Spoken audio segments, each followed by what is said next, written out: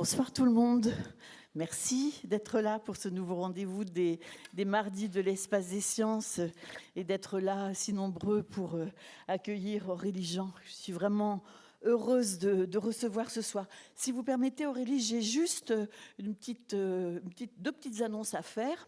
Alors d'abord, je vous présente Mohamed, qui avec Kim va traduire toute cette rencontre, puisque c'est une rencontre, plutôt qu'une conférence ce soir. C'est une rencontre autour d'un livre et autour d'un personnage, un grand personnage. Ils vont traduire en langue des signes. Oui, deux petites annonces, je disais. D'abord, vous dire que le dernier numéro de Science Ouest est paru. C'est le numéro 433. Il vient de sortir avec une foule d'informations sur l'actualité scientifique en Bretagne, comme à chaque fois.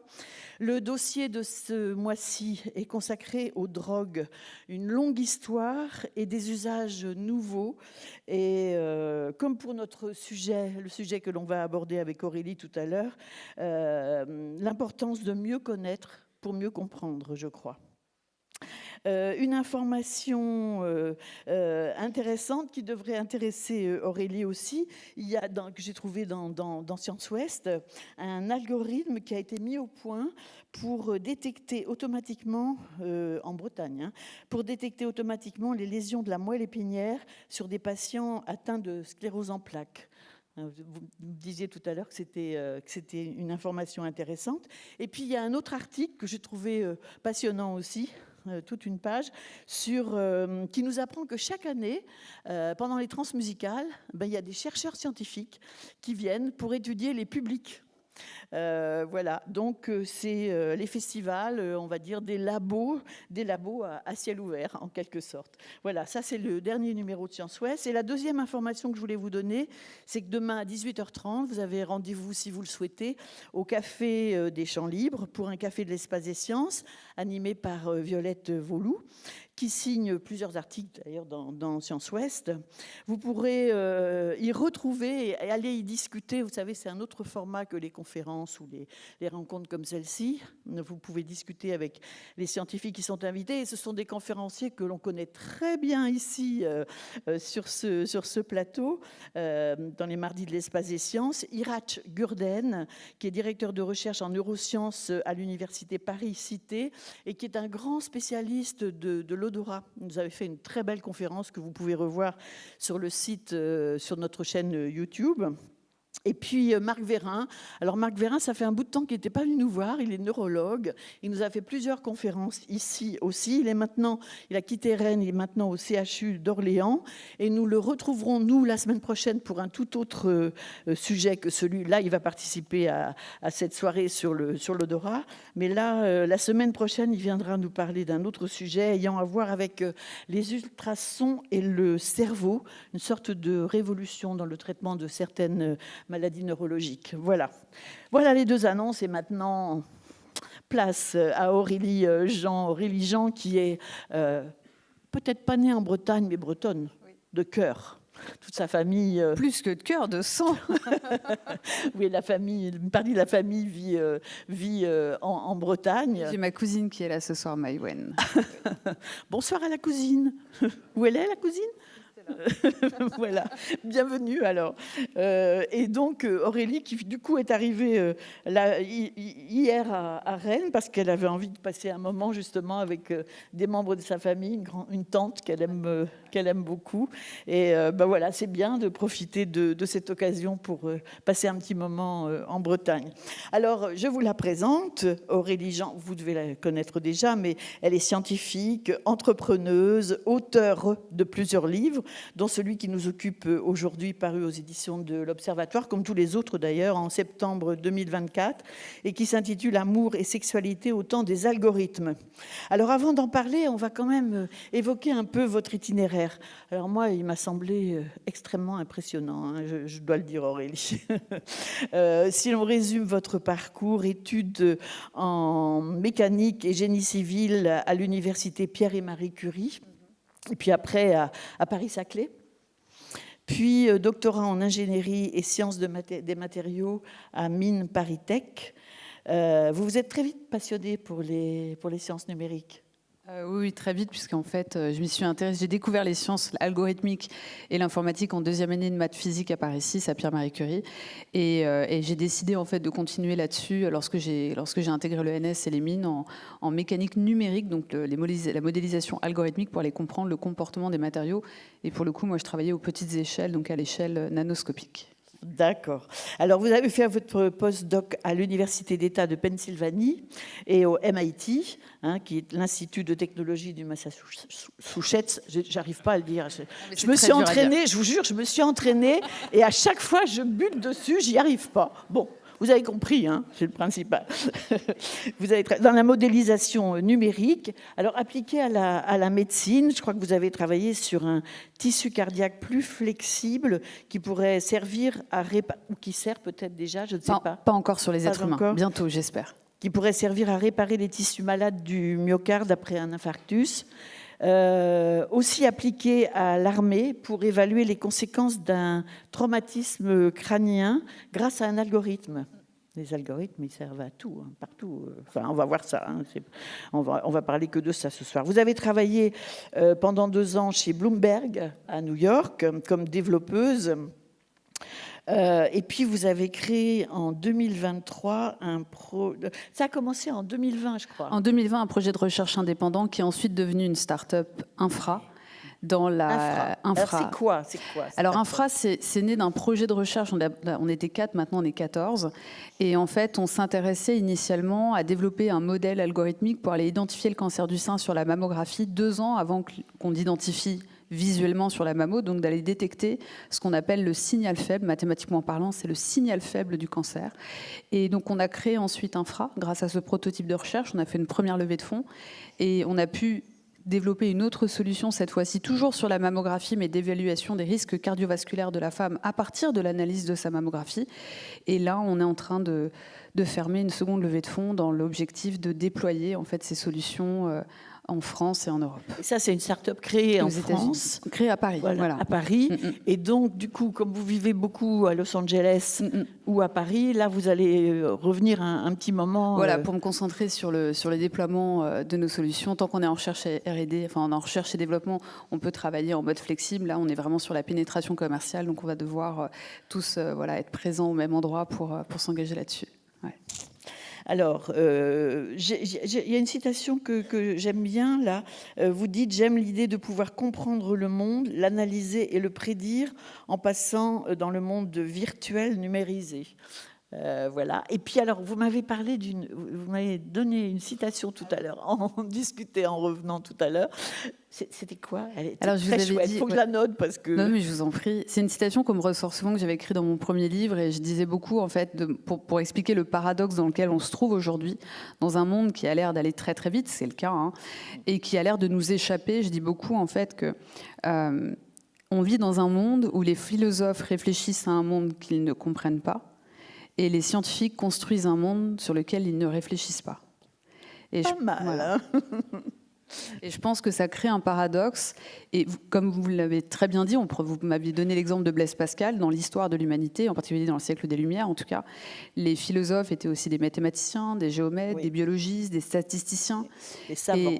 Et voilà. Et ça, il y a une rupture fondamentale chez les acteurs de la science et de la philosophie, où on a séparé à peu près, on va dire, depuis les années 50. On a une séparation très claire de ces deux disciplines qui tentent de revenir aujourd'hui, parce que les philosophes réalisent qu'ils doivent réfléchir à l'intelligence artificielle, aux mathématiques sous l'angle applicatif et computationnel. Et j'aimerais beaucoup que les scientifiques qui conçoivent ces modèles puissent tendre davantage vers ces sciences, ce qu'on appelle donc les sciences humaines. Et typiquement, je le dis souvent, quand j'étais à Bloomberg, je travaillais aussi sur des modèles du langage. Et je dis beaucoup, en fait, que on ne peut pas travailler sur un modèle du langage si on ne travaille pas sur la linguistique, si on ne s'intéresse pas un minimum à la linguistique. Ouais, vous en parlez d'ailleurs dans le livre, on aura l'occasion d'y revenir. Alors, des livres, il y en a eu plusieurs. Je crois que le premier, c'était De l'autre côté de la machine. C'était un voyage d'une scientifique au pays des algorithmes, paru en 2019.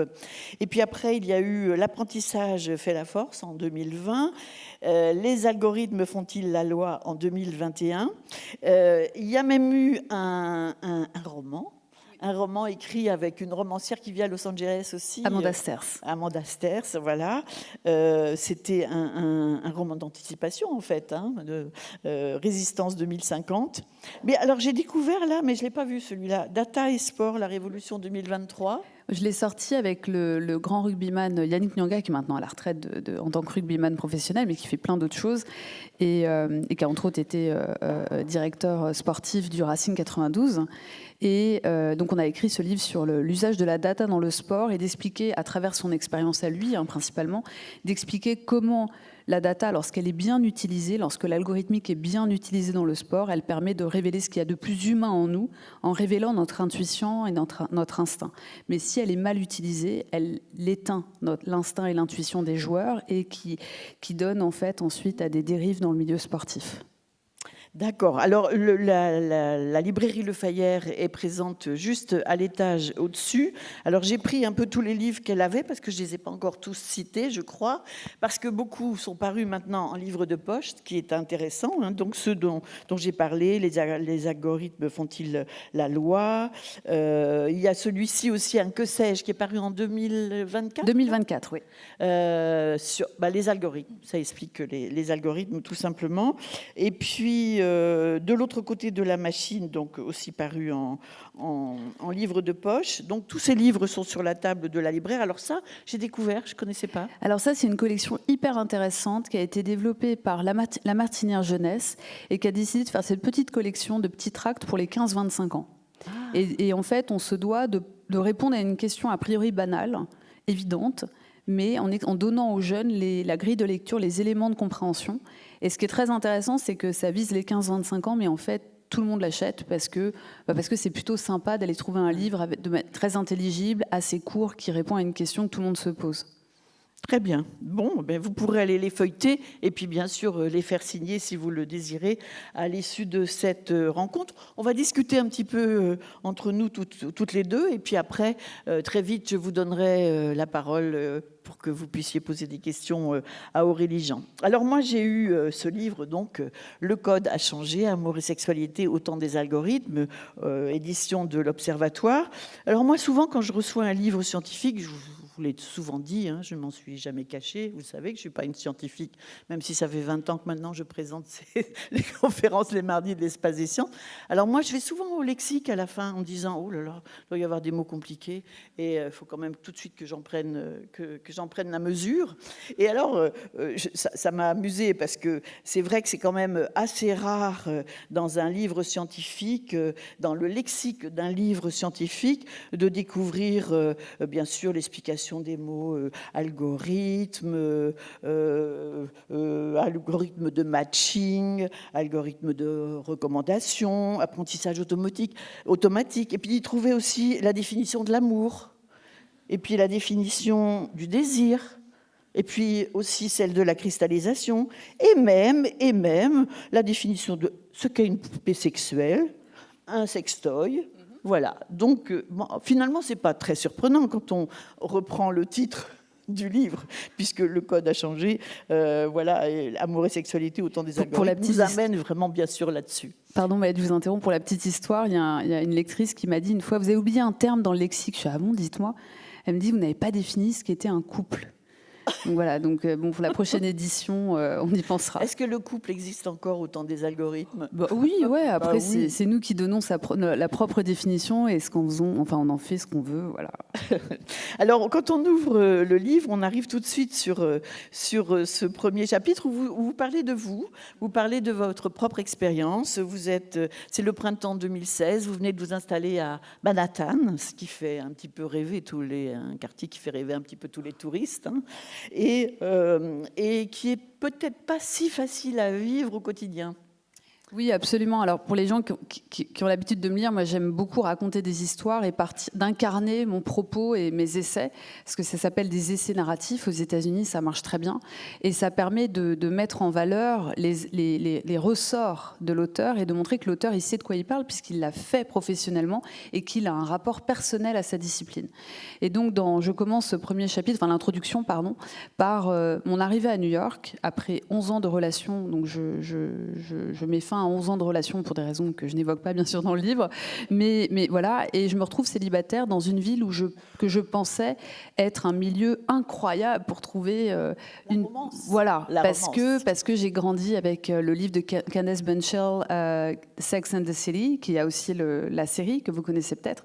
Les films sont pas très bien, mais bon, la série est canon. En tout cas, les premières saisons, qui sont exactement le livre de Candace Bunchell, qui raconte son histoire. Et dans ce livre, elle ne cessait de répéter There is no romance in Manhattan. Donc, il n'y a pas de romance à Manhattan. Et elle répète tout ça dans le livre tout le temps et dans la série. Et j'avais pas réalisé, en fait, quand j'ai emménagé à New York, mais quand j'avais lu, pardon, à 21 ans le livre et quand j'ai vu la série, j'ai pas réalisé ce que ça voulait dire. Et quand je suis arrivée à 33 ans célibataire, à 34 ans célibataire à Manhattan, j'ai compris. C'est que c'est une ville qui est oui, voilà, où non seulement la culture américaine est différente, mais aussi et surtout, et ça a été le point de départ de l'écriture de ce livre, c'est qu'en 11 ans en couple, j'étais passée à côté de tous les changements profonds qui avaient pu exister, tant dans notre manière de flirter, de se draguer, de se découvrir, de rompre, etc., à travers les réseaux sociaux, à travers les applications de rencontres. Et c'est de là où m'est venu ce livre, cette idée en fait de me dire, c'est pas seulement les rapports amoureux qui ont changé, c'est le rapport à l'amour, le rapport à l'amour de l'autre, l'amour de soi, l'amour de ses amis, l'amour de sa famille. Et donc j'ai voulu essayer de tirer le fil de ça, et le livre a vraiment pris, parce que c'était quand même en 2016, donc il y a longtemps, presque 10 ans, le livre a vraiment pris, s'est matérialisé le jour où j'ai lu La cristallisation de Stendhal, dont vous parlerez sûrement. Et là, je me suis dit, c'est bon, j'ai un truc. Alors, quand même, au tout début du livre aussi, vous nous apprenez que les algorithmes, c'est pas nouveau. Non, c'est même plus ancien qu'Internet. Oui, ouais, complètement. Alors, c'est moins ancien que l'amour, parce que l'amour est peut-être le sujet le plus ancien de l'humanité, oui, mais c'est beaucoup plus ancien qu'Internet, parce que, comme je l'explique dans le livre, le concept algorithmique a été créé, on peut le ramener même à 3 siècles avant notre ère, et Euclide, qui était un géomètre et un philosophe, et qui a écrit un livre majeur qui s'appelle Les éléments, où il a introduit des éléments géométriques comme le point, le segment, l'aire, le volume, etc., la droite, le cercle, etc., et des méthodes de raisonnement pour aller démontrer des théorèmes. Et je donne l'exemple du théorème de Thalès, qui à l'époque, quand il a été décrit par Thalès, n'était pas encore un théorème, puisqu'il n'avait pas été démontré. Un théorème est un axiome et devient un théorème lorsqu'il a une démonstration validée. Et en fait, Euclide a mis en place des raisonnements qui sont de l'ordre algorithmique, qu'on utilise encore aujourd'hui, comme la méthode du divisé pour régner et tant d'autres choses, dans des méthodes algorithmiques que l'on conçoit aujourd'hui de manière automatique sur un ordinateur et destinées à être résolues donc automatiquement. Et ensuite, il a fallu attendre le 9e siècle de notre ère pour voir les origines du mot. Souvent, un mot, il arrive en décalage avec la pratique. C'est normal. Sinon, ça s'appelle du marketing. Voilà. Et en fait, et typiquement, donc, le mot algorithme vient de algorithmique, qui est le nom latinisé du mathématicien perse. Pour le coup, c'était un mathématicien, parce que les mathématiques sont arrivées après la géométrie. Du mathématicien perse Al-Khwarizmi, qui a donné d'ailleurs naissance à l'algèbre moderne. Et donc, Al-Khwarizmi, merci. Excusez-moi, j'ai pas l'accent. Pour la prononciation, c'est pas facile. Excusez-moi. Ah oui, je pense que je ne vais pas y arriver ce soir. Je ne m'étais pas lancée. Vous voyez, Massachusetts, à côté, pour moi, c'est du gâteau. Hein. Complètement. Et il a mathématisé tous les concepts, parce que lui, il est arrivé avec des mathématiques, ce qui a transformé la science. Vous prendrez la parole tout à l'heure. Simplement, je vous dis, parce que comme c'est capté, on ne vous entendra pas sinon. Et ça mais vous le dommage. redirez avec le micro. Mais c'est très bien. Parce que et vous nous donnerez la vraie prononciation, d'accord? Oui, donc, est-ce qu'on peut découvrir, c'est important cette différence que vous faites entre les algorithmes explicites et les algorithmes implicites?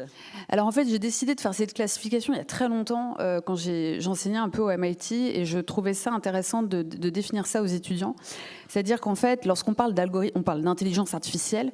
Moi, je parle beaucoup d'algorithmes parce que je m'intéresse à la modélisation algorithmique, aux algorithmes en fait qui contiennent tout le raisonnement entre guillemets intelligent, parce que là on pourrait parler de l'ambiguïté de ce mot, mais en tout cas du raisonnement d'exécution d'un algorithme pour faire plein de choses, résoudre un problème, réaliser une tâche, faire une prédiction, générer un contenu, etc.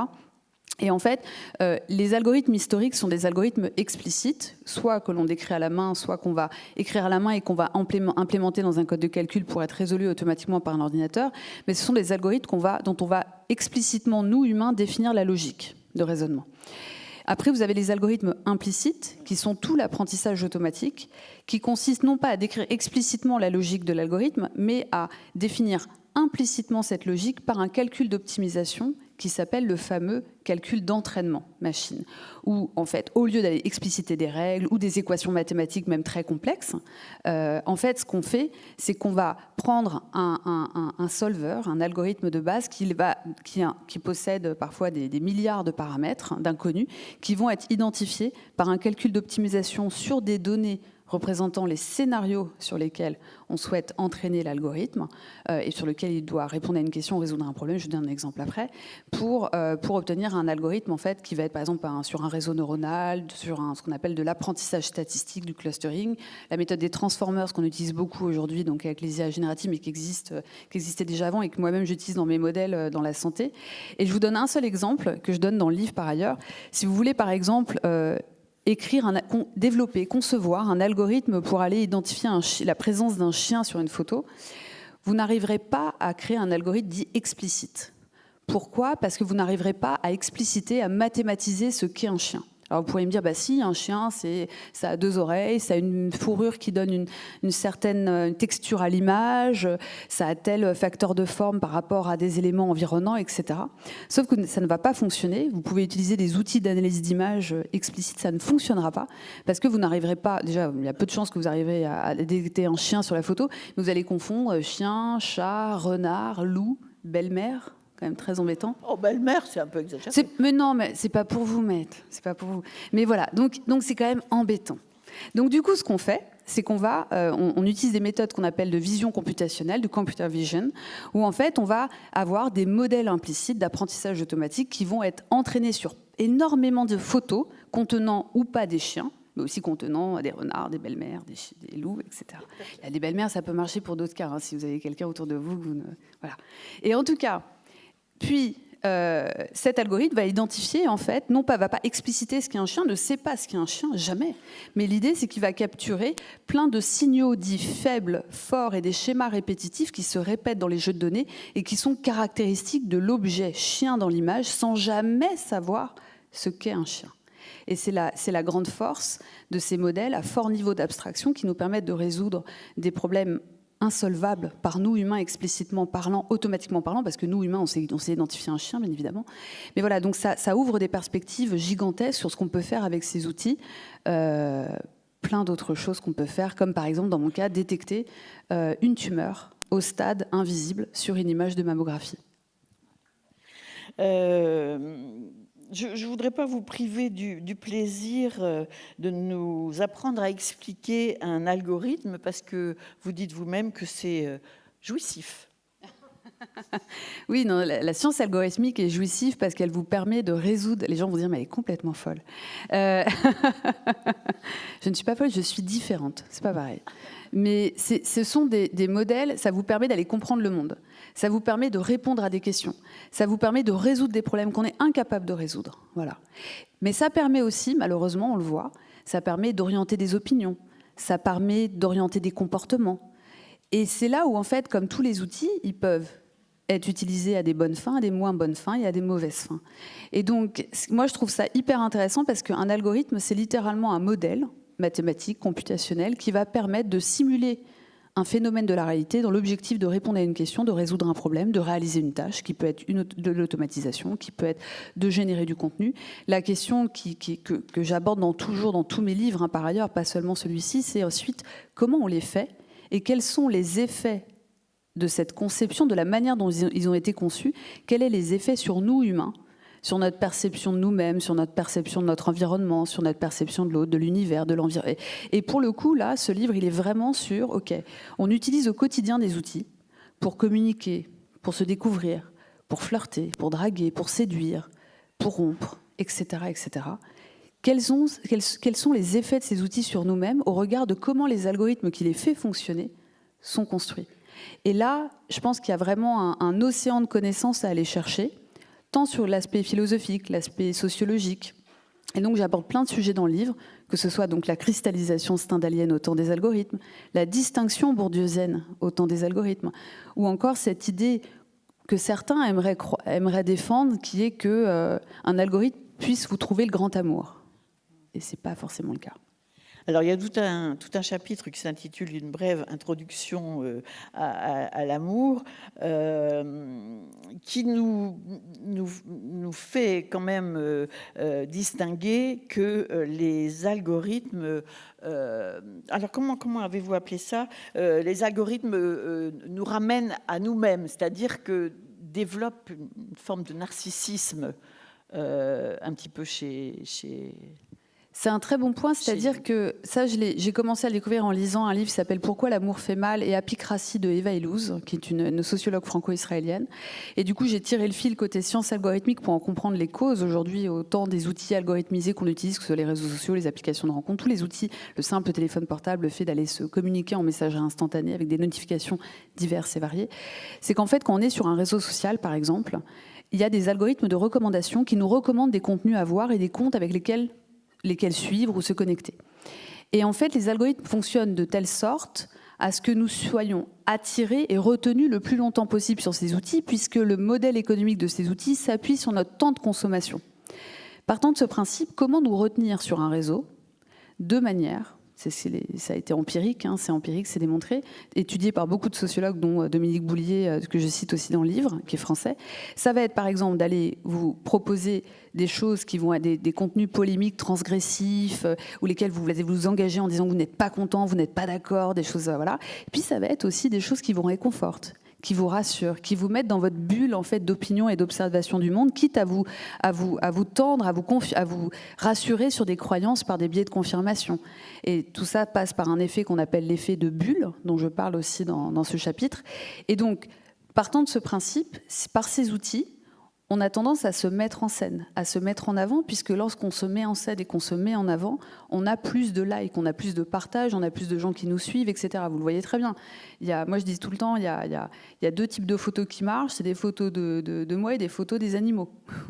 Ça, mes animaux, alors ça, les gens adorent. Et en fait, c'est intéressant parce que ça montre aussi beaucoup de ce que ça veut dire, et surtout, ça crée chez nous une sorte de narcissisme exacerbé qui est lié à ces algorithmes qui nous tendent vers plus de narcissisme, jusqu'à un point où, en fait, on pourrait croire que le bonheur ne passe que par soi-même, alors que le bonheur passe par l'amour qu'on donne aux autres. Et donc, en fait, c'est ce que j'explique dans le livre, c'est qu'il y a différentes figures de l'amour. C'est-à-dire que le chapitre sur l'amour, on pourrait le trouver un peu naïf au début en se disant on n'a pas besoin d'avoir un chapitre sur l'amour. Mais en réalité, définir les figures de l'amour en partant du banquet de Platon, par exemple, d'aller comprendre en fait qu'est-ce que l'amour, est-ce qu'on a toujours aimé de la même manière, est-ce qu'on a toujours rompu de la même manière, est-ce que l'amour est une science, comment l'amour est abordé d'un angle philosophique, sociologique, scientifique pur, mathématique, etc., biologique, médical.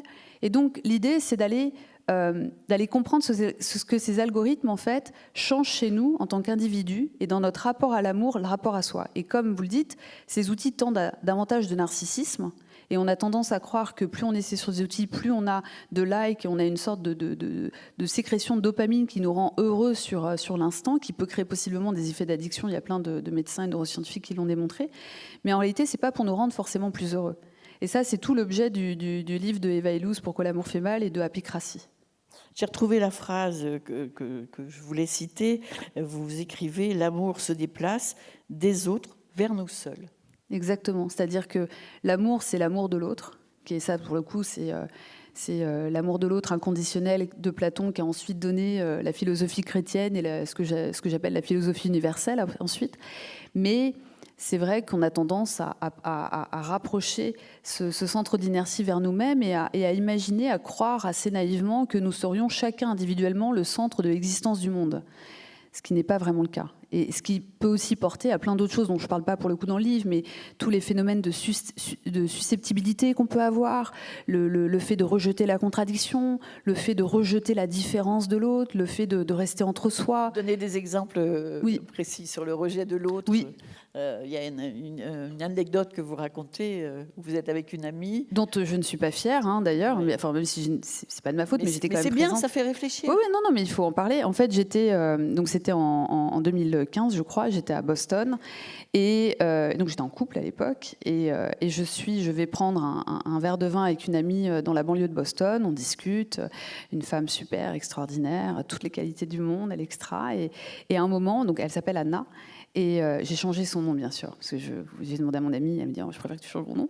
Donc elle s'appelle Anna, et elle me montre pour la première fois une application de rencontre. En l'occurrence, c'était Tinder, mais il y en a plein d'autres. Et elle me montre le fonctionnement. Donc elle balaye les profils. Quand elle aime pas, elle swipe à gauche. Quand elle aime bien, elle glisse son pouce à droite. Et donc je la vois d'un geste mécanique, quasi robotique, choisir ses hommes. Ses hommes, parce qu'en l'occurrence, elle est hétérosexuelle. Et là, je vois, elle tombe sur un profil assez extraordinaire, un homme, son âge, qui habite pas très loin de chez elle, en plus, qui est beau, qui a l'air hyper intéressant, qui a les mêmes passions qu'elle, enfin bon, voilà. Et puis elle dit, mais c'est génial, c'est génial. Et puis à un moment donné, elle glisse sur une photo et elle voit ce qui paraît vraisemblablement comme un fauteuil roulant. Et là, elle glisse à gauche, elle pose le téléphone et elle passe à autre chose. Et j'ai été tellement mal à l'aise, et je lui reproche pas, je blâme. Vous savez, moi, le livre n'est pas du tout moralisateur. Moi, je veux donner les clés. Méfiez-vous des gens moralisateurs. Moi, je veux donner les clés pour que les gens soient libres de décider, de penser par eux-mêmes. Étant libéral progressiste, je défends en fait cette idée de liberté de l'individu et de la montée en compétence et en puissance de chacun pour le bien collectif. Et c'est vrai que j'ai été très mal à l'aise, et je me suis dit à ce moment-là, très naïvement, je me dis de toute façon, moi, j'utiliserai jamais ces outils parce que je serais pas célibataire. Et surtout, je me suis dit, si je devais un jour utiliser ces outils, qu'est-ce que j'en ferais ? Je suis beaucoup moins romantique que mon ami en temps normal. Et ça m'a fait peur, en fait. Ouais. Et surtout, ça m'a permis, je vous prie de m'excuser, je vous interromps, ça m'a permis de mettre en avant aussi cette idée que je mets dans le livre, dans la distinction bourdieusienne au temps des algorithmes, c'est qu'en réalité, je pense, et ça a été démontré par des sociologues par ailleurs, c'est que ces outils tendent vers beaucoup plus de discrimination de l'autre que dans le monde réel. Alors qu'on pensait le contraire au départ. Exactement. C'est-à-dire qu'on a toujours pensé que ces outils, si on prend le cas des applications de rencontre, mais les réseaux sociaux aussi, qu'allaient ouvrir des portes vers un monde magnifique où tous les gens allaient se mélanger. Peu importe l'âge, la religion, la classe socio-économique, l'ethnicité, etc., etc. Et puis en fait, ce qui s'est passé, c'est l'inverse. Il y a eu beaucoup moins de mixité dans les couples, dans les groupes. Et c'est intéressant, ça dit beaucoup de nous, en fait. Donc ça dit beaucoup de nous en tant qu'individus, de la manière dont on perçoit l'autre, mais aussi de ces algorithmes de recommandation qui nous recommandent en vrai toujours les mêmes types de personnes et qui nous enferment dans des bulles aussi sociétales et sentimentales, c'est ce que j'explique dans le livre. Et je pense que ça peut avoir des effets dans le monde réel. Et là, pour le coup, c'est une sociologue américaine qui s'appelle Dana Boyd qui a fait un énorme travail sur la porosité entre le monde virtuel et le monde réel, où elle explique, elle vient avec ce concept que j'adore, qui est la sphère médiatique à infrastructure, la sphère publique à infrastructure médiatique, donc les réseaux sociaux, les applications, tout ça, et la sphère publique à infrastructure physique, notre monde à nous organique. Et en fait, elle dit cette chose intéressante, elle dit dans le monde virtuel, parce que personne nous observe, enfin, je reprends de l'inverse, dans le monde organique, nous ici, on a un certain comportement urbain, relativement correct, poli, parce que si l'un de nous se comportait mal, le reste de la communauté lui dirait « attention, tu te comportes mal », voire lui dirait avec des mots un peu moins sympas que ce que je viens de dire. Et donc, on tend vers un consensus comportemental urbain.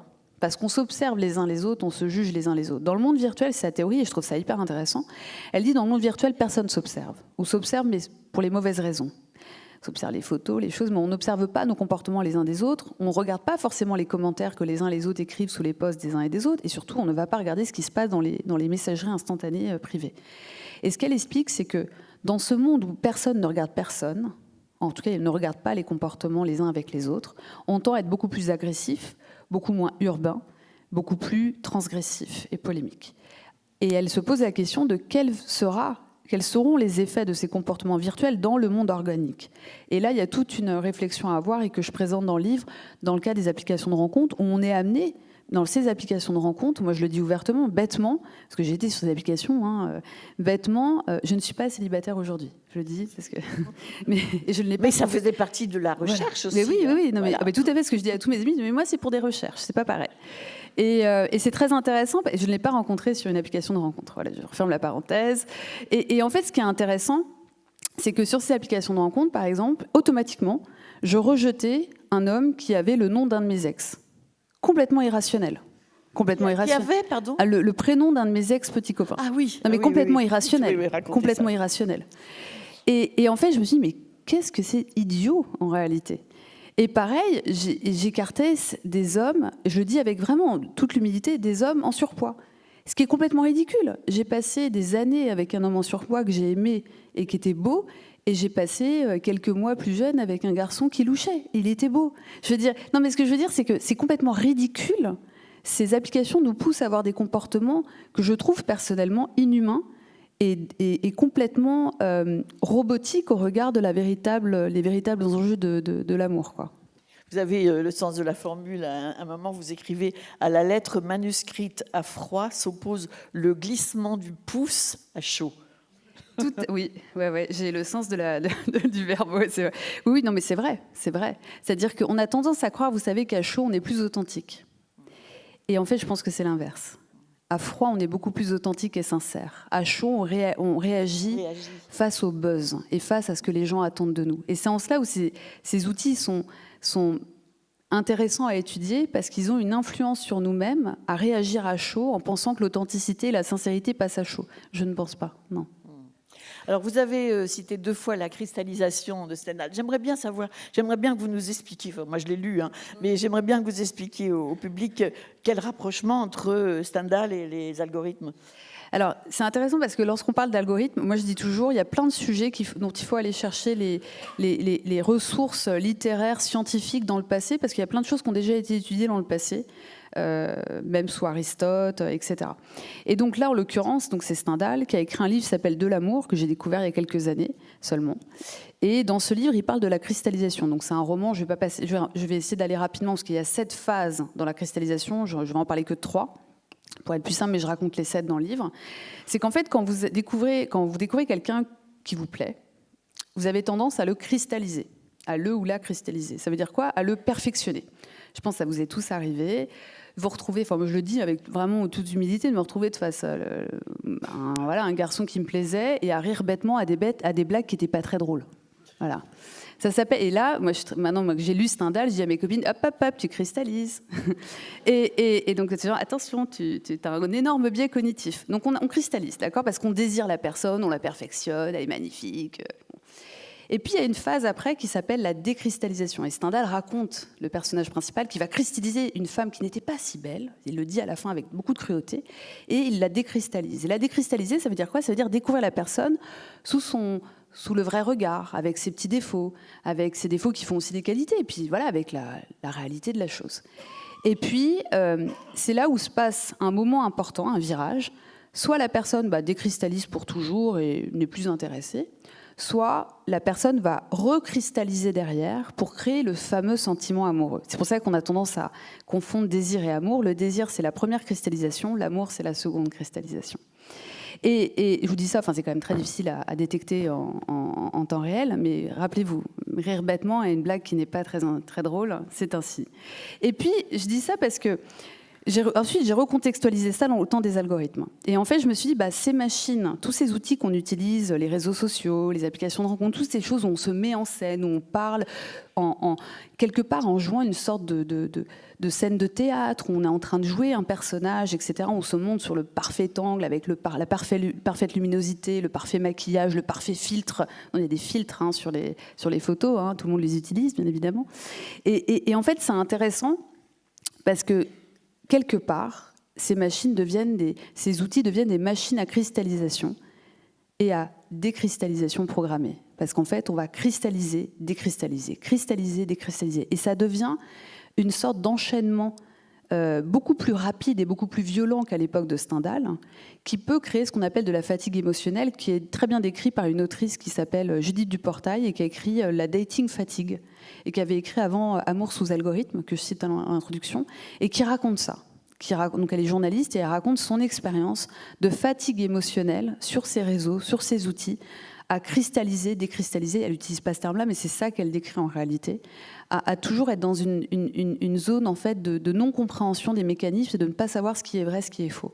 Et donc la cristallisation stendhalienne qui a été étudiée, qui a été conceptualisée, qui a été beaucoup citée après dans des films, dans des livres, dans des romances. Quelque part, cette cristallisation, elle existe toujours aujourd'hui.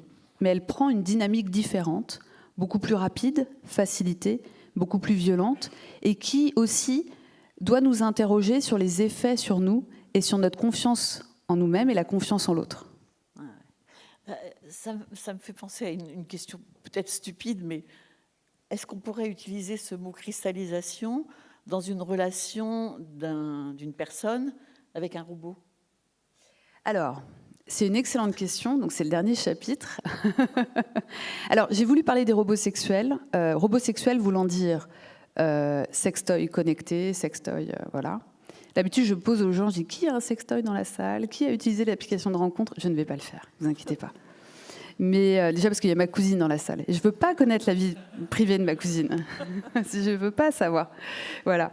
Mais en tout cas, ce qui est intéressant, c'est que ces robots sexuels, ils sont déjà là, à travers des sextoys connectés, des sextoys programmés, certains autonomes, certains qui vont capter beaucoup d'informations, pour le coup intimes, qui ont une valeur inestimable, aussi à des fins commerciales, il ne faut pas l'oublier.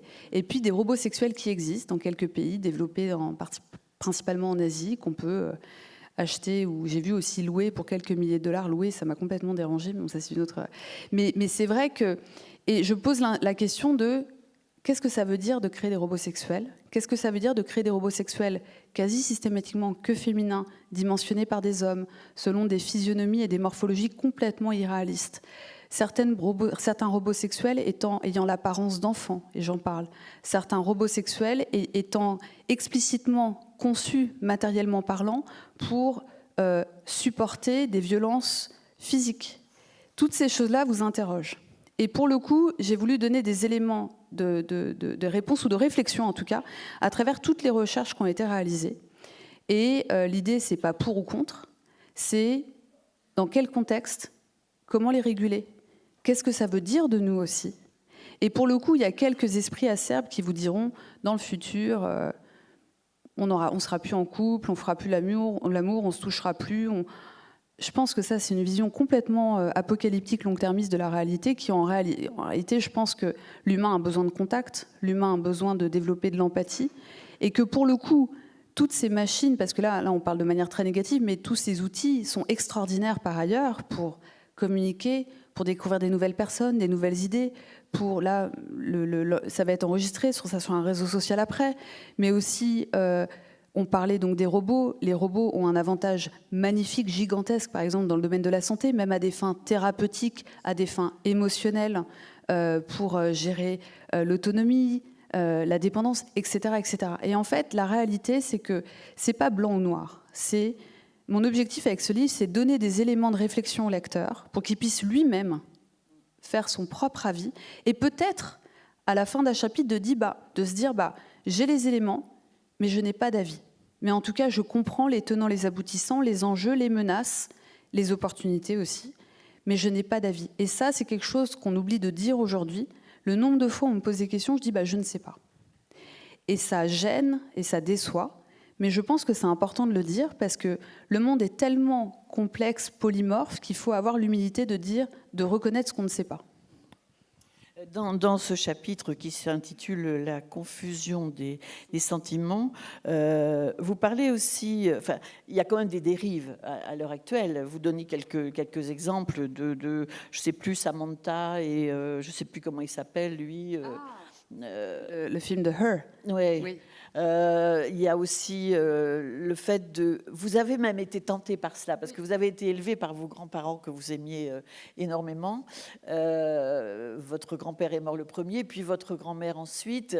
Et vous avez été tenté à un moment de créer un algorithme, comment dire... un chatbot. Voilà, Ouais. un chatbot pour discuter d'une certaine manière avec... Non, c'est pas grave, merci. Pour discuter, pour pouvoir reprendre une forme de dialogue avec votre grand-mère. Vous y avez renoncé. Oui, mais j'ai ça renoncé. existe. Ah oui. Alors en fait, ce qui m'a déçue, c'est que quelqu'un l'a fait après. Je me suis dit, non, les gens n'ont pas tous réfléchi comme moi. En fait, quand ma grand-mère est décédée en février 2020, je me suis dit, j'ai ouvert mon téléphone et je voyais des centaines et des centaines, voire des milliers, mais j'avais gardé tous les messages qu'on avait échangés. Et je me suis dit, c'est elle, je la reconnais dans ces messages, dans l'intonation, dans les petits mots, dans les anecdotes, les références. Et je me suis dit, ce serait très facile de prendre ce qu'on appelle un modèle de fondation du langage, un modèle pré-entraîné. Et pour le coup, j'avais un ami à moi, Grégory Renard, qui est un spécialiste des modèles du langage à San Francisco et qui m'aurait d'ailleurs donné un modèle pré-entraîné que j'aurais pu affiner l'entraînement sur les conversations avec ma grand-mère pour créer un chatbot qui simulerait les conversations avec ma grand-mère, avec qui j'aurais pu continuer à discuter pour faire mon deuil. Et puis en réalité, je ne l'ai pas fait. J'en ai parlé à Grégory Renard et il m'a dit, écoute, si tu veux le faire comme expérience, fais-le, mais réfléchis aux conséquences. Et en fait, je ne l'ai pas fait, puisque je connaissais un effet dont je parle dans le chapitre sur la confusion des sentiments, qui s'appelle l'effet ELISA, et qui est lié aussi au robot sexuel dans votre question tout à l'heure, à savoir est-ce qu'on peut cristalliser un robot. L'effet ELISA, après j'expliquerai d'où ça vient, mais c'est le fait de développer une émotion spontanée envers une machine qui nous ressemble physiquement, enfin dans l'apparence physique, mais qui nous ressemble dans les mots, qui nous ressemble dans l'intonation de voix, etc. Et le mot ELISA vient du nom du premier chatbot qui a été développé en 1967, 66 je crois, par le professeur Weizenbaum au MIT, par son équipe, où en fait l'expérience était vous allez voir comme c'est intéressant, l'expérience était toute simple, c'est-à-dire qu'il y avait un chatbot, alors pour le coup il n'y avait pas d'IA, c'était 2 règles explicites extrêmement simples sont les suivantes. Un groupe de patients en psychothérapie échangeait à l'écrit avec ce chatbot, sachant qu'ils échangeaient avec un chatbot, avec un robot. Le robot faisait 2 choses et 2 choses uniquement. À chaque déclaration, affirmation du patient, le robot reformulait l'affirmation du patient sous forme de question. Alors ça marche très bien en anglais, moins en français. Par exemple, si le patient disait « Petit, je ne m'entendais pas avec mon frère », le robot écrivait « Petit, vous ne vous entendiez pas avec votre frère », point d'interrogation. Et régulièrement, le robot écrivait « Je vous comprends ». Et après quelques échanges, ils ont réalisé, ce qui n'était pas du tout attendu, que les patients en psychothérapie, alors qu'ils savaient qu'ils échangeaient avec un robot, développaient de l'empathie pour ce robot qui semblait se mettre dans leur peau. Et là, c'est de là qu'est né l'effet ELISA, qui est cet effet d'émotion spontanée envers une machine qui nous ressemble. Et on comprend très bien, donc c'est plutôt une bonne nouvelle qu'on ait de l'empathie spontanée envers une machine qui nous ressemble, parce qu'en fait c'est lié à un phénomène, donc à quelque chose qui a été démontré après dans les années 80, qui s'appelle les neurones miroirs, les neurones de l'empathie qu'on a nous humains, que les animaux ont également, et qui font qu'on a de l'empathie pour quelque chose qui nous ressemble. Et c'est plutôt une bonne nouvelle. Malheureusement, ça peut aussi avoir des effets négatifs à des fins de manipulation. Lorsque vous vous retrouvez face à une machine qui va vous dire des choses, qui va ressembler à un humain et qui peut donc créer de la confusion dans les capacités que vous pouvez donner à cette machine. Je vous donne un seul exemple. Lorsque ChatGPT, la version 3.5, a été déployée publiquement, je dis 3.5 parce qu'il y avait d'autres versions avant mais qui n'étaient pas publiques, qui a été déployée publiquement, les gens ont commencé à dire plein de choses sur ChatGPT. ChatGPT a de l'humour, ChatGPT me comprend, ChatGPT est sympa. On a anthropomorphisé l'outil. Et je donne toujours un exemple flagrant. Vous savez, quand vous rentrez une requête dans ces outils-là, des agents conversationnels utilisant l'IA générative, pendant que la réponse est générée, vous avez souvent 3 petits points qui apparaissent. Et j'en parle dans le livre. Hein. Comme si ça donne l'impression que quelqu'un tape sur un clavier derrière l'écran. Bah ça, par exemple, vous n'avez pas besoin d'avoir ça pour que l'outil fonctionne. Et c'est certainement fait pour que nous, humains, on puisse créer de l'attachement avec cet outil pour ensuite aller plus souvent sur l'outil et créer en fait une sorte de dépendance à l'outil et de confiance. Et ça, pour le coup, c'est le professeur Esposito qui est prof à Harvard et avec qui on avait fait un papier justement l'année dernière sur ce nouveau modèle économique. C'est-à-dire qu'on est passé d'un modèle économique de l'attention avec des algorithmes de recommandation qui capturaient notre attention sur ces outils pour nous garder le plus longtemps possible, en nous mettant dans des bulles d'observation et d'opinion du monde.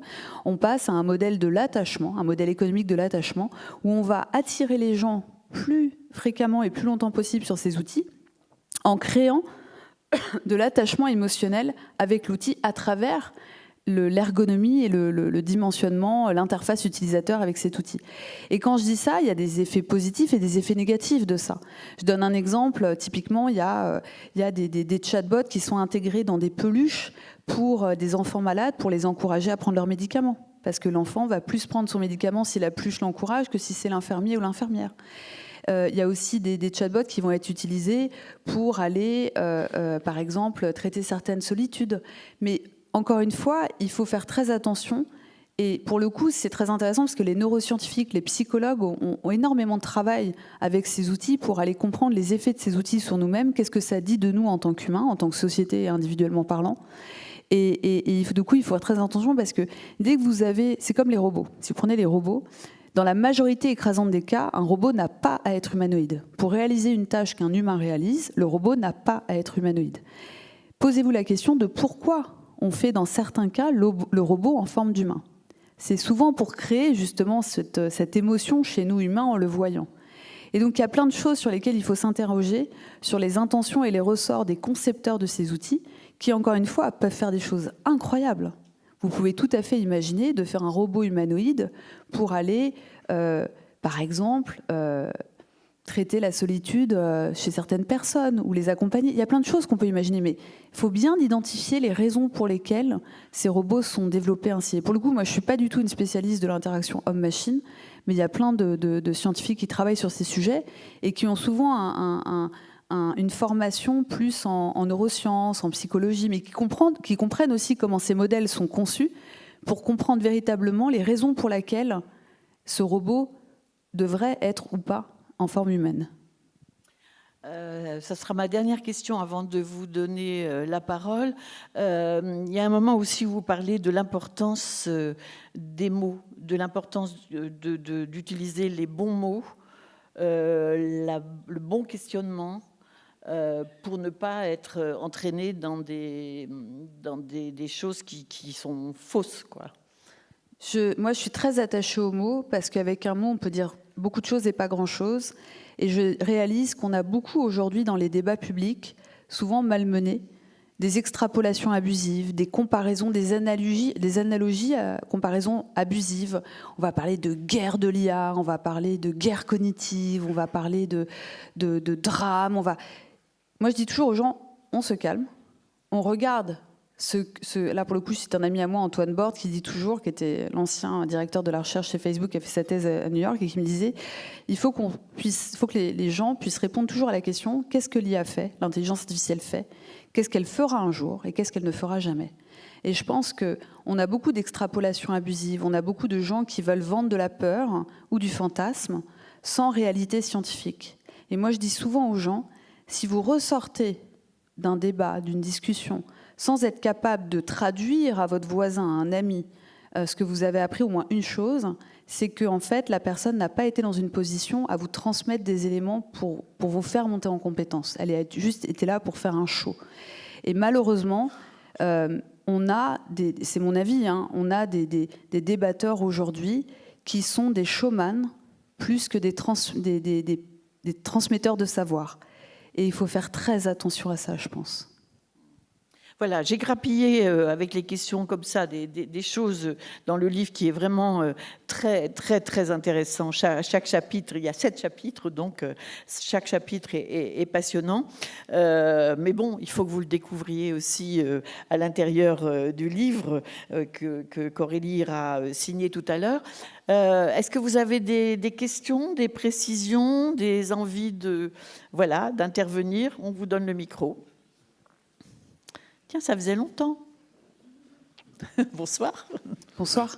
Oui, le grand mathématicien très bien connu ici, Cédric Villani, affirme l'intelligence artificielle, ça n'existe pas. Il a raison.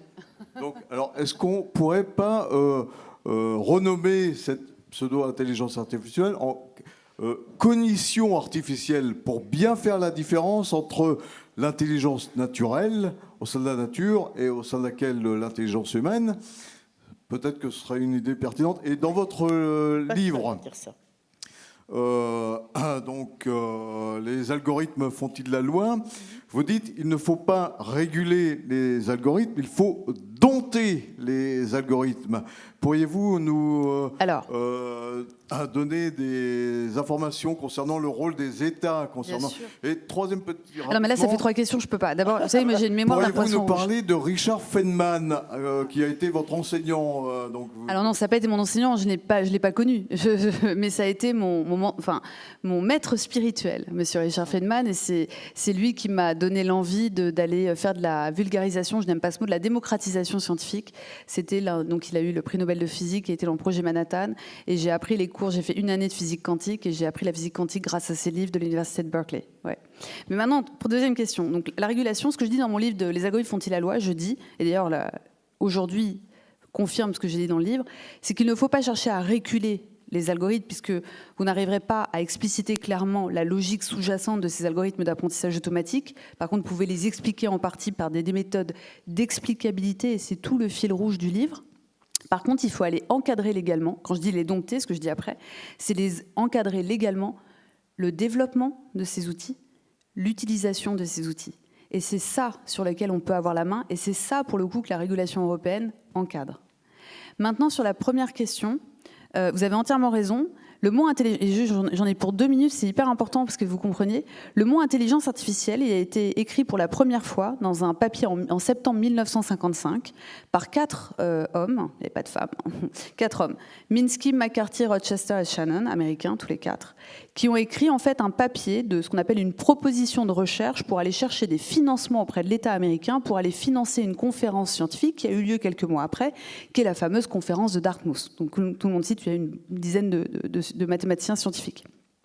Dans ce papier, ils expliquent qu'ils ont envie d'organiser cette conférence pour aller développer des modèles mathématiques et computationnels dans l'objectif d'aller modéliser et simuler l'intelligence humaine. Et il dit, on appelle ça l'intelligence artificielle. À l'époque, en 1955, ça peut paraître idiot, et je l'explique dans le livre, pour le coup, en 1955, l'intelligence humaine était réduite à l'intelligence analytique uniquement, jusqu'au point où on parlait de QI, le quotient intellectuel, invention française, Simon et Binet, on est très fiers de ça, et qu'il y a eu plein, après, des modèles qui ont dérivé à partir de ça, bien sûr, il y a des QI de plein d'autres personnes, mais ça a été d'abord une invention française, dont l'objectif était de mesurer les capacités intellectuelles d'un enfant, mais basé uniquement sur les capacités analytiques du sujet. Il a fallu attendre les années 80 et 90 pour voir, par les neuroscientifiques, les psychologues, ce qu'on appelle des théories multiples de l'intelligence, même dire revoir, parce qu'à l'époque de la Grèce antique, on parlait déjà de l'intelligence des émotions, l'intelligence du corps. Il a fallu attendre les années 80-90 pour voir apparaître les théories multiples de l'intelligence, dont celle de Robert Sternberg, un Américain que je cite dans le livre, qui a fait un papier qui est vraiment facile à lire, où il critique le QI, et il dit qu'il faut aller au-delà du QI. Donc son article, c'est Beyond IQ, the Hierarchic Theory of Intelligence, où il explique en fait que l'intelligence humaine, nous humains, on maîtrise l'intelligence analytique, mais on maîtrise aussi d'autres intelligences, et elles sont toutes liées, créatives, émotionnelles, pratiques, le sens pratique, qui est hyper passionnant à étudier. Et en réalité, lorsqu'on développe un algorithme, ce qu'on fait, c'est qu'on traduit analytiquement, statistiquement, un problème qui n'est pas forcément analytique, mais ce qu'on fait, c'est qu'on maîtrise une partie de cette intelligence analytique uniquement. Vous pouvez tout à fait faire un algorithme qui va identifier les émotions d'un individu sur une vidéo sans jamais maîtriser les émotions sous-jacentes. Comme je dis souvent, et je le dis dans le livre, un chatbot peut vous écrire, vous dire « je t'aime ». Ça ne veut pas dire qu'il maîtrise les émotions sous-jacentes à cette déclaration. Et quand j'ai dit ça à un ami à moi, que je cite Thomas d'Outrepont, philosophe, il me dit « mais quand un homme te dit « je t'aime », tu ne sais pas non plus s'il est sincère de ses déclarations ». Bon, moi je suis optimiste personnellement, moi je pense que les hommes sont sincères. Sinon, voilà. Et ce qu'il faut savoir, c'est que du coup, j'ai été chercher dans d'autres arguments, des arguments philosophiques, des arguments neuroscientifiques. Et ça, pour le coup, je conseille les gens, et je le cite dans le livre, d'aller lire 2 livres. Le livre d'Anthony Damasio, qui est un neuroscientifique américain d'origine portugaise, qui a écrit un livre magnifique qui s'appelle « Spinoza avait raison », où il explique que la théorie de Spinoza, qui était contre Descartes, en disant que le corps et l'esprit doivent fonctionner ensemble, un esprit n'existe pas sans un corps. Et en fait, pardon ? Épicure, oui, c'est vrai. C'est vrai. Mais Descartes, Descartes, il a fait plein de choses géniales, la méthode cartésienne, la méthode, on adore, mais voilà, tout n'était pas... Voilà, bon. Et pour le coup, un très grand scientifique chez nous, un mathématicien qui est aussi philosophe, qui s'appelle Daniel Andler, que je vous conseille, qui est au Collège de France, je crois, et qui est un grand scientifique et qui a écrit un magnifique livre il y a 2-3 ans, que je cite dans mon livre, qui s'appelle « Les intelligences humaines », intelligence artificielle, intelligence humaine. Et honnêtement, il décrit aussi tout ça, il cite Damasio, il cite Spinoza, et il explique que pour avoir des émotions et des sentiments, les sentiments étant la conscientialisation des émotions, il faut avoir un corps organique. Pourquoi ? Parce que les émotions, c'est la réaction de notre cerveau à un stimuli extérieur que notre corps capte. Et il explique ça avec beaucoup plus de détails que je ne le fais maintenant. Il reprend les travaux de Damasio. Et ça, pour le coup, c'est extrêmement intéressant à aller chercher. Donc vous avez raison, l'intelligence artificielle n'existe pas. Ce qu'on fait, c'est une modélisation artificielle de l'intelligence, d'une partie de l'intelligence analytique humaine, qui permet par ailleurs de résoudre des problèmes que nous ne pouvons pas résoudre, qui nous permet aussi de résoudre des problèmes a priori émotionnels, sans maîtriser l'intelligence émotionnelle sous-jacente. Et une fois que vous avez compris ça, vous comprenez la différence qu'on a avec ces machines, et ce qu'on peut faire, et ce que ces machines ne peuvent pas faire, et ce que ces machines feront un jour, qu'on n'arrivera pas à faire, mais ce qu'elles ne feront jamais, à savoir vous aimer. Mais il y a beaucoup. Oui, on peut l'applaudir, c'est vrai. Vous êtes très généreuse aussi dans ce livre, parce qu'il y a énormément de citations et de conseils de lecture, en fait. Alors, pas des conseils d'amour, des conseils de lecture. Voilà. J'ai bien dit de lecture, voilà, ma c'est langue important. n'a pas fourché. Ça va. Bonsoir. Bonsoir. Moi, C'est je André. définirais l'IA plutôt par AI. L'aide informatique, quoi. Tout simplement. Oui, c'est intéressant. Oui, Et puis, comment faire croire aux gens qu'une machine pourrait les aimer? Écoutez, André, c'est une excellente question. Comment faire croire aux gens qu'une machine peut les aimer ? Tout simplement par l'effet Elisa. C'est-à-dire, si vous faites une machine qui utilise des éléments de langage qui vous attendrissent, qui va vous flatter, qui va vous dire que vous êtes le plus beau, le plus gentil, le plus intelligent, ce que vous êtes par ailleurs, et qui va, moi je sais très bien pour flatter, et qui va aussi vous écouter en apparence, qui va être là, eh bien vous risquez de développer cette sorte de confusion des sentiments vis-à-vis de cette machine et développer un possible attachement émotionnel, et vous, en pensant naïvement que cette machine vous aime. Et Maëlle, vous avez cité le film Her, qui a vu le film Her dans la salle ? Heure, comme disent les Français. Je dis ça parce que... Voilà. Eh bien, ce film, je vous le conseille. Ça raconte, en fait, le sentiment amoureux d'un homme qui vient de vivre une rupture amoureuse très difficile et qui va s'amouracher d'un agent conversationnel répondant au nom de Samantha avec une voix terriblement sexy. En anglais, c'est Scarlett Johansson. Et il va tomber amoureux de ce chatbot. Mais il va se rendre compte à un moment que ce chatbot n'est qu'une machine et ne l'aime pas. Et je ne vous raconte pas la suite, mais c'est extrêmement intéressant. C'était de Spike Jonze. C'est un film qui a quand même quelques années et qui était complètement... qui anticipait l'avenir sur notre relation aux machines et les risques que ça peut engendrer chez nous humains, en fait. Alors, pas de questions, ni du côté de Pierre. Pardon, Bonjour. monsieur, je n'avais pas vu que vous aviez le micro. Oui, c'est François Pierre. Vous avez parlé d'algorithmes de matching, d'algorithmes de recommandation, et bien souvent les exemples que vous avez pris sont des cas d'utilisation mercantile, il y a un modèle économique derrière. Quelles seraient les utilisations de ces algorithmes qui sont quand même vachement bien, c'est fort, qui seraient utilisés dans des finalités beaucoup plus vertueuses ? Typiquement, un algorithme de matching. Donc, algorithme de matching, c'est un algorithme qui va correspondre deux objets entre eux selon certains critères implicitement définis par entraînement machine. Ces deux sujets, ça va être par exemple de faire matcher, de faire correspondre un individu avec un bien immobilier selon des critères qu'il recherche sur ses... Parce que vous savez, quand vous allez... Je prends cet exemple, je fais exprès. Quand vous allez chercher un bien immobilier, vous cherchez un appartement à louer, par exemple. Vous avez des critères stricts. Mais ces critères sont peut-être biaisés parce que vous pensez être sûr de ce que vous voulez. Et parfois, avec des algorithmes de matching, vous pouvez aussi avoir des suggestions d'appartements ou de maisons à louer qui pourraient sortir de ce que vous aviez pensé, mais implicitement, vous l'aviez quand même évoqué dans vos recherches, dans votre historique de recherche et autres, par exemple. Et l'algorithme de recommandation, typiquement, les algorithmes de recommandation sont utilisés énormément, que ce soit dans des outils de formation, que ce soit, par exemple, quand vous lisez un journal de presse, vous avez des recommandations d'articles en lien avec l'article que vous venez de lire. Alors vous allez me dire, il y a un enjeu mercantile, mais ce n'est pas parce qu'il y a un enjeu mercantile qu'il y a une dérive mercantile. Ce n'est pas la même chose. Un enjeu commercial, c'est pas mal. Je veux dire, on vit dans un monde où des transactions existent. L'idée, c'est sur quelle base et avec quelle éthique les choses se font pour préserver les droits fondamentaux et donc le libre arbitre de l'être humain. Merci. Est-ce qu'il y a une femme qui veut poser une question? Il n'y a que des hommes, c'est pour ça que je... Voilà, Ah, madame, ça y est. madame, excusez-moi, parce que les femmes, elles ne posent pas de questions. Donc, madame, Si, elle pose des questions ici. moi, voilà, et merci d'avoir applaudi, madame. Vous savez, mon grand-père disait une chose, je vous l'ai dit, mais bon, excusez-moi, je vous prie de m'excuser. Mon grand-père me disait toujours, il y a deux hommes courageux sur cette terre. Il y a les Bretons et il y a les hommes qui se marient avec des Bretonnes.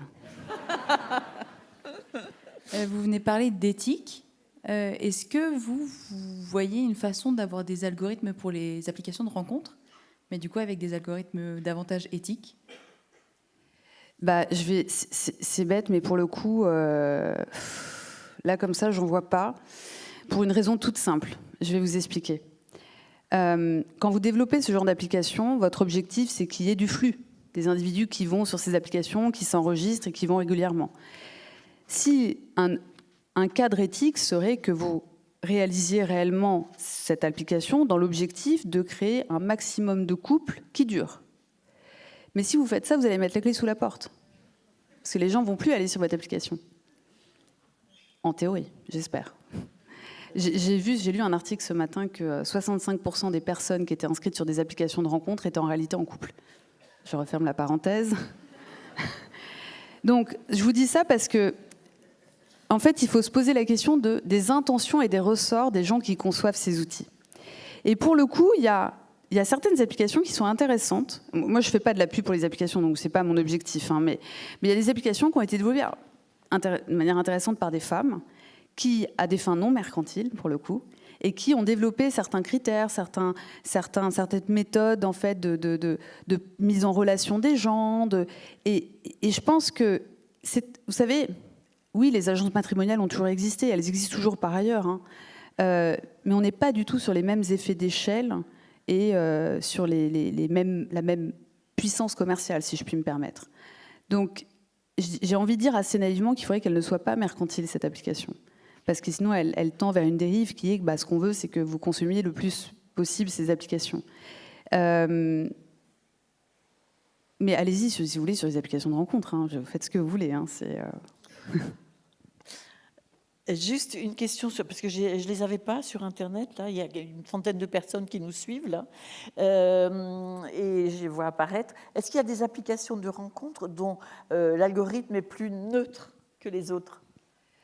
Alors déjà, premièrement, on ne connaît pas exactement les algorithmes parce que ces applications ne partagent pas leurs algorithmes. Pour le coup, quelque chose d'éthique, ce serait de mettre en open source l'algorithme, de façon à pouvoir permettre une programmation collaborative et des bases de données ouvertes sur lesquelles ces algos pourraient être entraînés. Là, comme ça, je ne sais pas. Ce que je vois de plus en plus, en tout cas à travers le livre, même si je vois qu'il y a quand même un changement de comportement des gens, c'est qu'au contraire, on tend vers des algorithmes de moins en moins neutres sur ces applications de rencontres, avec des particularités assumées, identitaires, tant sur la religion, sur l'orientation sexuelle, sur l'ethnicité, sur le niveau d'éducation, des applications de rencontres spécifiques pour telle catégorie de personnes. Et pour le coup, on sort de la neutralité, puisqu'on sort en fait de cette vision universaliste de l'amour à laquelle je crois. Et donc, c'est difficile à répondre comme ça. Là, comme ça, j'en connais pas, pour être tout à fait honnête avec vous. Alors, on prend une dernière question devant. Et toujours au dernier moment, hein, on prendra la vôtre aussi. Et puis, on s'arrêtera là. Deux réflexions à vous Bien sûr. La première, c'est est-ce que votre cristallisation stendhalienne n'est-elle pas un pouce au crime? Pardon, monsieur? Est-ce que la cristallisation stendhalienne n'est pas un pouce au crime? N'est pas un pouce au crime. Pouce au crime. Mais il faut être fort. Voilà, c'est tout. Écoutez, vous savez, c'est marrant parce qu'à la fin, dans la conclusion, je dis, en rapport avec le livre d'Eva Illouz qui dit « Pourquoi l'amour fait mal ?» Et je dis « Oui, l'amour fait mal, l'amour fait du bien, mais c'est pas pour ça qu'il faut arrêter d'aimer, et c'est pas pour ça qu'il faut arrêter d'être aimé. » Et la cristallisation, le désir, la déception est un jeu auquel il faut jouer pour découvrir l'autre et accepter de tomber terriblement amoureux et d'avoir une relation qui, même si elle ne dure qu'1 an, 5 ans, 10 ans, en fait, a peut-être aussi le mérite d'exister. Et c'est ce que je dis aux gens, c'est-à-dire qu'un algorithme ne pourra pas vous trouver le grand amour. Et par ailleurs, trouver le parfait amour, le grand amour est un paradoxe, puisqu'en fait, trouver l'amour est lié aussi à la situation dans laquelle vous êtes aujourd'hui. C'est-à-dire que les relations du passé, si vous en avez eu, vous ont permis de vous comprendre et de savoir ce que vous vouliez et de ce que vous ne vouliez pas. Et vous avez grandi, et même si certaines relations, ma relation de 11 ans qui s'est arrêtée, ça a été une relation extraordinaire. On a grandi ensemble, on s'est compris, on a tellement évolué, on s'est fait grandir l'un l'autre. Donc c'est pousse au crime, non, ça pousse à grandir. Voilà, alors la dernière question, parce qu'après je voudrais vous laisser... Ah, pardon. Concernant les sites de rencontres, peut-être qu'on s'est tout planté. Vous disiez qu'on n'avait pas compris qu'on voulait créer de l'altérité, de la différence, et qu'en fait on avait créé de l'uniformité et de l'entre-soi, tout simplement parce qu'on s'est trompé dans le sens que l'être humain va chercher sur un site de rencontre comme Tinder, pas l'autre, mais des versions meilleures de lui-même. Ce qui va dans le sens du narcissisme en réalité. Oui.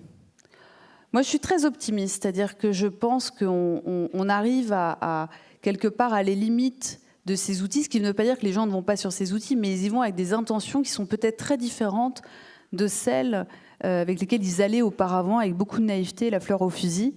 Et ouais, je dirais ça plutôt.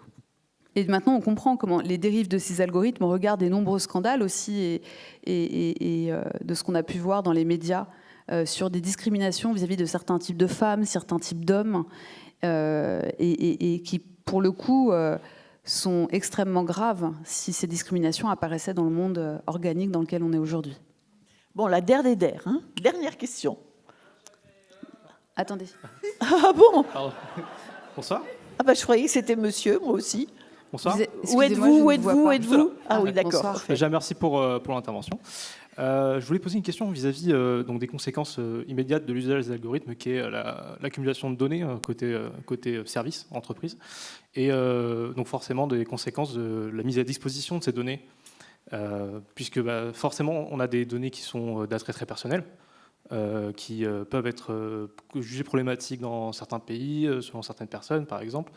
Et donc je voulais demander si, selon vous, il y avait un problème vraiment concret à ce que, par exemple, des personnes LGBT, par exemple, utilisent ce genre d'algorithme et se retrouvent potentiellement dans un futur quelconque bloqués à un aéroport parce qu'un pays aurait acheté ces données, se sera rendu compte que, étant LGBT, n'ont pas à rentrer, ce genre de choses-là. Vous avez entièrement raison d'avoir cette crainte. La bonne nouvelle par rapport à ça, c'est qu'on a des textes de loi.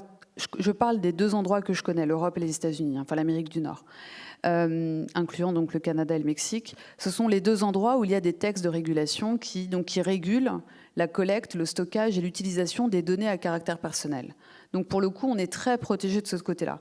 Ce qui n'empêche pas que je ne peux pas vous garantir qu'il n'y ait pas de hacking, de piratage de données, de fuite de données ou de mauvaise utilisation de ces données contre la loi en vigueur. Donc la loi existe et nous protège. C'est un premier point. Le deuxième point, c'est jusqu'où on va dans le niveau d'intimité de ces données à caractère personnel. Et pour le coup, aujourd'hui, lorsque vous étiez sur X, Instagram, TikTok, peu importe, vous avez certaines données comportementales qui vous concernent. Quand vous allez sur une IA conversationnelle utilisant de l'IA générative de type le chat, ChatGPT, DeepSeek, Gemini et autres, je ne vais pas tous les citer, en réalité, vous allez beaucoup plus loin dans le type de données que vous fournissez, puisque vous fournissez des données comportementales beaucoup plus granulaires et qui disent beaucoup plus de vous qu'un simple like ou un commentaire et un partage sur les réseaux sociaux. Puis il y a encore le niveau au-dessus, qui sont les données à caractère personnel de l'ordre de l'intime, comme la vie sexuelle. Et pour le coup, même si ça peut vous étonner, il y a déjà aujourd'hui des sextoys connectés. On a possiblement chez nous, pour certains d'entre nous, des assistants vocaux, parfois dans la chambre. Et tous ces outils-là peuvent donc capter de la data, clairement pour les sextoys connectés, qui captent de la data sur des pans de votre vie la plus intime et qui ne vous concernent que vous. Et donc ça, il faut se questionner. La loi existe, elle est en théorie appliquée et en pratique. Il y a des affaires judiciaires qui sont là pour punir les acteurs lorsqu'ils ne sont pas en conformité avec la loi.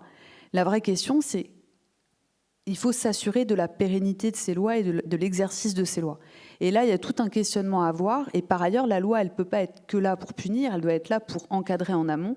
Et clairement, typiquement, tant sur la captation du type de données que sur l'usage que l'on fait de ces données, doit être régulée pour réduire au maximum, voire éviter certaines manipulations cognitives des individus jusqu'à les orienter vers certaines opinions politiques ou certains types d'achats démesurés.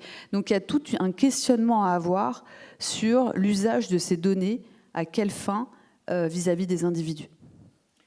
Alors, monsieur, parce que je ne voulais pas le frustrer, question courte. C'est gentil, Et c'est une réponse question courte. courte aussi. Bonsoir. Moi, je me posais une question. Est-ce que l'arrivée des sites de rencontres et tout ça a pas fait disparaître en fait des rencontres plus naturelles, type speed dating, soirée célibataire, des choses comme ça, où les rencontres étaient plus vraies? Monsieur connaît bien. Et des balles, tiens. Speed dating. Des balles. Mais oui, les balles, Les c'est balles, ça, le c'était speed bien, dating. les balles. Connu, malheureusement, Ah, je bah, n'ai pas connu. Même moi, j'ai connu les Bah, balles. vous avez perdu beaucoup, hein, croyez-moi. Alors, c'est intéressant, vous avez utilisé le mot naturel. Et en fait, le naturel est très relatif en fait, à notre génération, à qui on est, au milieu dans lequel on a évolué. Pour beaucoup de gens, le naturel vient dans ces réseaux. Je pense que clairement, et pour le coup, je reviens sur la sociologue Dana Boyd, et je vous conseille de lire tout ce qu'elle a écrit, nos comportements sur ces réseaux, dans ces outils virtuels, influencent nos comportements dans la vraie vie. Et donc, en effet, certainement, parce qu'on a pris l'habitude d'engager des conversations d'une certaine manière, de parler d'une certaine manière sur ces réseaux, de manière beaucoup plus automatisée, robotique que dans le vrai monde, où on va beaucoup plus dans le sensoriel et dans ressentir l'autre, parce qu'on l'a aussi en face de soi, hein, clairement, va modifier nos comportements qui peuvent ensuite avoir une influence dans le monde réel. Donc la vraie question, c'est, vous avez raison, oui, ça va influencer le monde réel, mais pas dans cet aspect auquel vous pensez, qui est on va plus se parler dans le vrai monde, on va plus s'aborder. Je pense que ça va être beaucoup plus subtil que ça. On va s'aborder peut-être différemment, même si je crois profondément qu'on commence à avoir du recul par rapport à ces outils. Et là, vous parliez des applications de rencontres, et pour le coup, je ne cesse de croiser des gens qui me disent « je suis partie de ces applications ». Vous rencontrerez tout le monde, et je dis dans le livre, vous rencontrerez toujours quelqu'un qui vous dira « moi j'ai rencontré mon mec, ma nana sur une application de rencontre, mon mari, ma femme et c'est très bien. Mais ça ne devrait pas devenir un biais de confirmation sur l'efficacité et les ressorts de ces outils. Puisque statistiquement parlant, il y a plein d'études qui l'ont démontré, on perd plus de temps sur ces outils que l'on ne trouve quelqu'un. Encore une fois, les gens font ce qu'ils veulent et c'est très bien. Il faut que les gens soient libres. Ce que je souhaite, moi, c'est que les gens soient aussi libres dans leur manière d'agir et de décider, et donc de penser, en ayant les bons éléments de compréhension de comment ces outils fonctionnent, qu'est-ce qu'ils font pour vous, ce qu'ils ne feront jamais pour vous, pour des raisons aussi économiques. Voilà, ce sera le mot de la fin. C'est un bon mot de la fin.